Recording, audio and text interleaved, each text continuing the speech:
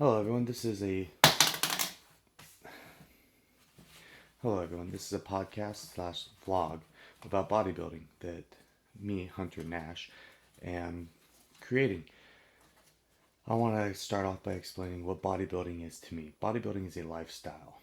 It's subject to everyone's opinions, and how you feel about it is going to vary about how someone else feels about it. Me, I'm personally very passionate. I love my workouts. I love pushing myself to the extreme. I love my dieting. I think everything about bodybuilding is meant for me. I have gone through a prep, but I also failed that prep because my body went into homeostasis. Um, and the thing about me and my coach is that we like to push things in a healthy way, rather than just keep fighting the body until you really can't. That's not a way for me. If it's not gonna work out, then it's just not gonna work out for that competition. There's always more shows, and that's how I feel. I adopted that from my coach. But bodybuilding is very tedious and hard. It's something that if you don't get your mind right and you're not mentally strong, you're not going to be able to do it. It's not meant for the weak. It's definitely meant for tougher people who have their mind right, who have their life together, and can stay dedicated to one cause, no matter what it takes. I have given up multiple relationships to be doing this, and I haven't even competed yet. And to me, it was worth every time. It was worth it every time. Um, there's lots of people out there, especially in my family, that aren't 100% um, cooperative about me wanting to be a bodybuilder, because one, it's not really a healthy sport. There's a lot of things that are healthy about it, like eating whole foods, training hard, and making your body very healthy, at least visually. But there's other aspects of it, like joint damage, ligament damage, that over time may repair itself, but it may not. And all of those risks that I take to do this are worth it for me. Um, I am a competitive bodybuilder. I have not competed in my first show yet. My coach and we are deciding to wait until early 2024 for my physique to be 100%. When I step on stage, I want to be 100%, that all my body parts are subjectively equal, um, and proportionate, symmetrical. But most of that relies on genetics. And I've been genetically a bigger guy my entire life. When I first started working out, which was November of 2021, I was 250 pounds and really obese. It was something that for the first 4 months it was hard for me to want to, go to work, wake up at 4 o'clock, 3 o'clock in the morning, and be home by 1, 2 o'clock from work, and then go to the gym right after that. It was, for me, it was right when I got home. I had to go to the gym, otherwise I wasn't going to. And so every single day, as soon as I got off work, I would go to the gym and work out. And it was like that for 4, 5, maybe 6 months before I finally started enjoying what I was doing. I I started seeing progress, and like visual progress. I started slimming down. I started gaining muscle around 4 months. Um, just I think it's just because the body fat was starting to die off a little bit on me, and my muscles were starting to poke through a little bit. But once I saw that there was progress, it kept me going. It kept me going until my old gym partner started inviting me to go work out with him, and I loved it. he made it to where it was more than just I have to go to the gym. It was, man, I really want to go to the gym. I want to hang out with my gym bro. I want to push myself to the limit that only he could show me at the time because I didn't know. And over time, I've been working out for almost 2 years. It's it's gotten to where I know a lot more and I can do things by myself. Currently, I don't have a gym partner. I have some friends at the gym, but I don't have anyone that spots me. So most of my workouts are 1, 2 of failure.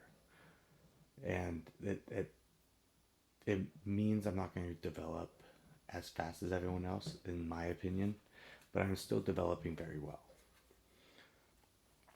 Um, after after a year of working out, 9 months, about 9 months, 9 or 10 months, I decided I wanted to bodybuild, and I got a coach. I'd always known from the beginning that I wanted to do some kind of competitive, whether it's powerlifting, strongman, or bodybuilding. My gym partner at the time was a bodybuilder, and so I kind of leaned more towards that. But I trained like I was strength training, as in strongman stuff.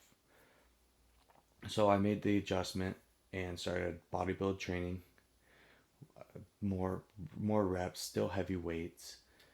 And after I got my coach, he set me up on a diet, and he set me up on a strict schedule for the gym, 2 on, 1 off, 3 on, 1 off. I started to see progress a lot faster. I thought I knew everything at that point, and my coach totally flipped everything around on me, and he continues to show me that there are still more I need to learn. Um, so when I started working with my coach, I was about 230 pounds. I just got off of a self-induced bulk, and he showed me that I was doing things wrong. I wasn't eating enough, and I definitely was not training hard enough. He showed me that the world in bodybuilding is completely different from what you're used to. After that, I my first 3, 4 months with my coach were a prep. I told him when I came to him, I told him, I'm like, I want to prep for Cascading Classic. And he's like, well, you're going to be honest, you're a little fat, and I don't know if we're going to be able to do it. I said, that's okay, regardless, I want to do it still. And so he prepped me.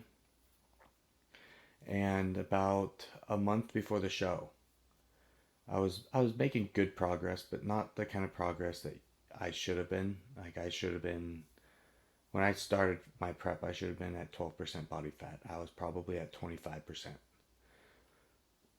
So after, a month before the show, my coach and I, we had sat down and had a conversation. And I told him, I'm like, I'm not going to make it. I think we should just look into something else. He said, okay, I like that. And let's go into an off season. So I started eating more of all whole foods, rice, jasmine rice, and chicken, because chicken's the only thing I can afford right now. Um, and I kept consistently keeping up with my diet, staying on track. I've slipped up here and there, but nothing that would affect me in the long run. Of course, I always want to stay 100%, and that's what I focus on, is staying 100%. Um, I am at the point where I am 5 months past my show that I was supposed to do, and I am the same weight, but about 4 times leaner than I was when I gave up. And that just shows to me, and it should show to everyone else, that the coach is always right. You're just his athlete. He's your coach. You got to listen. You got to stay disciplined to what he tells you. He's there to help you. He's there to show you what muscle groups are lagging and to hit them a little bit extra, or to tell you, hey, get back on your diet. you gotta stay concentrated. You gotta stay committed to what we are doing. You want to be a competitive bodybuilder. You want to be the best. You have to train and be the best. That is the mindset you go into it. That's a lifestyle change that you have to make. If you're doing it as a hobby, which I don't, I do this as a lifestyle. If you're doing it as a hobby, I guess you can slack off and you can do whatever you want, but you're never going to be great at it. You're never going to be the best. It's just going to be something that you do in your off time. And to do bodybuilding in your off time, I don't know why you'd do that. There's other things you could do, like rugby, for instance, or football, soccer. There's sports where you don't need to be as dedicated for it to be a hobby.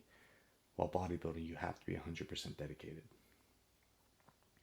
To bring up a conversation that Fluad, I listen to his podcast a lot, would say is that there isn't balance in this. If you want to be the best, there is no balance. When I was in a relationship, I gave 80% to bodybuilding, 20% to her.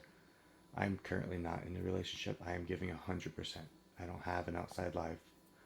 I go to work, I go to the gym, I come home, I prep my meals. This is what I choose to do because I see a future in bodybuilding personally. You, on the other hand, you don't have to do that, but you can. It's completely based on what you want to do. I got some bullet points here. That's things I wanted to talk about. What matters the most in bodybuilding? I would have to say it's dedication. You have to be completely dedicated, otherwise you're not going to make it. But on the same point, it's also discipline. You have to be disciplined. You have to go to the gym when you don't want to. You have to eat the meals even though you want something else. Water is your best friend. And I drink Gatorlight Zero sometimes. I like it. It makes me feel good. Sparkling water. Also, if you want something flavored that's not going to affect anything on you, that's what I also do too.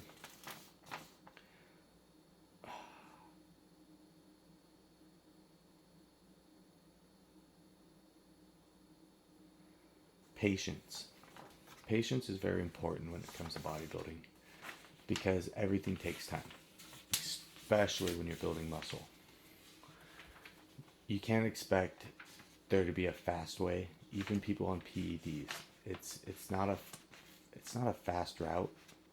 No matter how you look at it, it's still going to take months. It's still going to take years. And in some cases, it might take 10, 15 years, depending if you're wanting to be natty or not. All of it takes time. All of it takes putting in the effort, putting in the hard work, and making every lift count. Practicing good form is very important as well. Finishing your reps to 100% completion is going to get you the most amount of muscle built.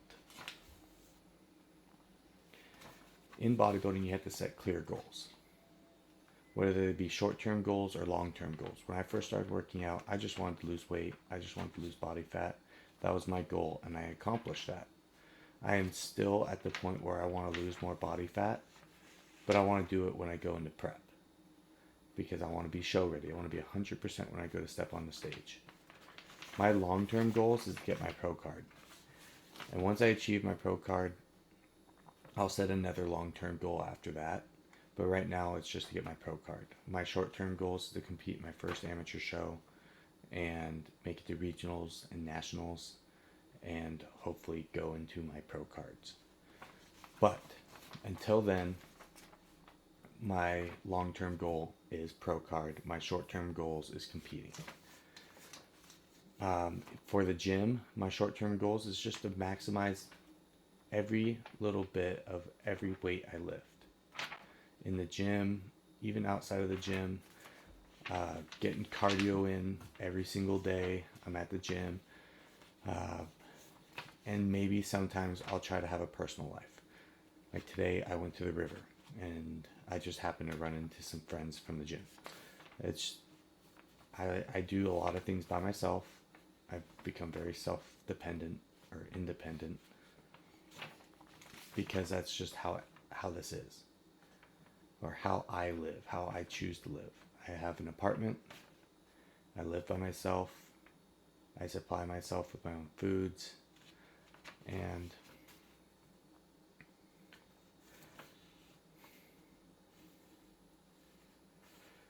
one of the other important keys of bodybuilding is rest. There are some people that are doing this off of, 3, 4 hours of sleep, maybe 5, and I don't know how you do it. I really don't.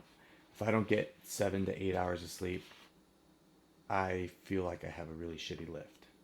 There's no ifs, ands, or buts about it. I get 7 hours to 8 hours of sleep every single night because my body needs that time to relax. My body needs that time to recover. That is when your body grows, is when you're rested and sleeping. It allows you to wake up and feel right. No matter what you're going through, proper sleep will help you. It'll help you get your mind right. It'll help you get your emotions straightened out. And it'll help you build muscle faster, physically. Another important aspect of bodybuilding is to learn. You continue to learn. No matter how long you've been in bodybuilding, you will always continue to learn. Whether it be about lifting or different movements, or even outside of the gym, learning is still important. Me, I am a personal trainer.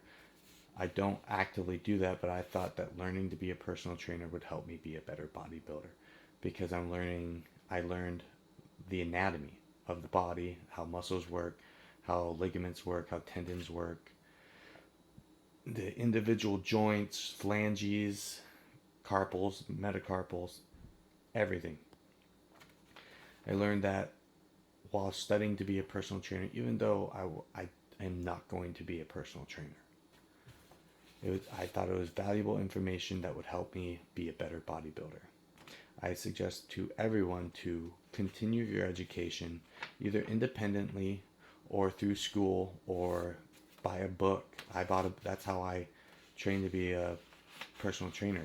I went out and bought a book and I learned. Every day after work, after the gym, I'd come home, study for an hour, and just continue to learn. There's other ways of learning too. Like me, I have a coach. I ask him questions a lot. He gets annoyed sometimes and tells me to chill. But he is also more than willing to teach me because he knows I want to learn. He knows I want to do it too. It's just one of those things. And then last but not least, the most important part of bodybuilding is just to enjoy it. Enjoy the process of building muscle. Enjoy your lifts at the gym. If you have an exercise that you don't really like doing, switch it up. There's lots of movements you could do to still get the same benefits of that exercise that you think is perfect. I don't like squatting. I don't like benching. I don't like deadlifting. I substitute those with other movements because I feel the same activation. I have seen the same muscle growth. My first year and a half of bodybuilding, I did all 3 of them. And I found better movements that I enjoy more, like dumbbell pressing, belt squat. I feel the belt squat way better in my quads than I ever did squatting. And for deadlifts, it's still technically a deadlift. I do stiff leg deadlifts. It activates my lower back and it activates my hammies. That's 2 for 1 for me there. So that is how I go about this. Is I just choose exercises I prefer and I enjoy. Of course, you don't have to. But what bodybuilding taught me that I didn't know before is self-discipline and to motivate yourself. I don't seek external motivation to be a bodybuilder. I have the discipline in my own heart to be a bodybuilder. I don't need it from anyone else. I don't need people to tell me, hey, you look amazing. Hey, dude, you're looking jacked. I like it, but I don't need it. I like it when I walk down the street and people give me weird faces. I'm not even that big compared to a lot of bodybuilders, but it's the fact that I have a social status as this a physique that not a lot of people seek to obtain, and I have it now. That to me makes me feel like I stand above a lot of people because I am willing to go through the hard work. I am willing to put in the effort, the maximum effort needed to sustain what I have developed. But bodybuilding has taught me how to smile, how to enjoy life again, and really, it's it's not that complicated. It is in the sense of what to eat. The the knowledge of bodybuilding is complicated, but simply going to the gym and training and then coming home and eating food that your coach tells you to eat is simple. I like it simple. My coach tells me what to do. I just follow that because it's simple. I don't need to complicate things by trying to guess macros or calories. My coach writes out my plan. I just stick to it. And it has worked 100%.